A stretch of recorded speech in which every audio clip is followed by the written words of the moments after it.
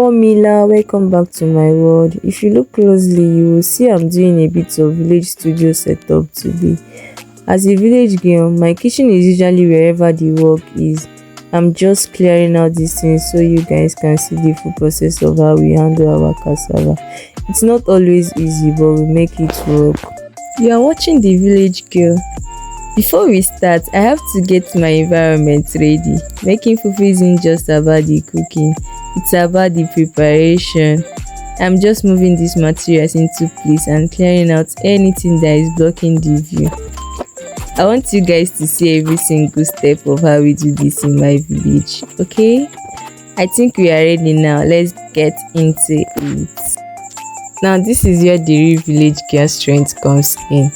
I'm adding the water now, and the goal is to get every single bit of starch out of this cassava. You can see me really getting my hands in there. You have to be so thorough.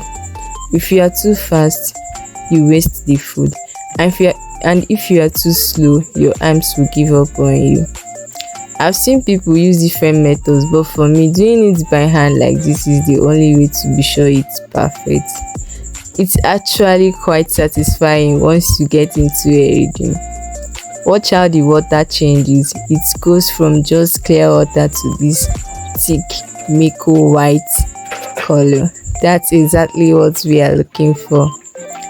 My hands are definitely getting a workout today, but honestly, there is nothing like the smell of fresh cassava and the feeling of the cool water when the sun is out. I'm just making sure I separate every last bit of that chaff. It's a lot of straining and squeezing. But like I always say, if the process isn't hard, the fufu won't be soft. Almost done with this batch. Then we can finally move to the next stage. Finally, the hard part is over. I'm pouring everything into the bag now. You have to tie it really tight because we need that pressure to push out every last drop of water in the village. We don't have fancy machines for this, so rely on time and gravity. I'm just going to set this here and let it settle properly.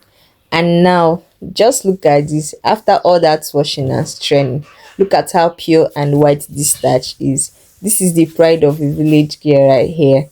When you see it look this clean, you know the fufu is going to be so smooth and delicious. There is a special kind of joy that comes from baking your own food from scratch, right here in the fresh air of the village.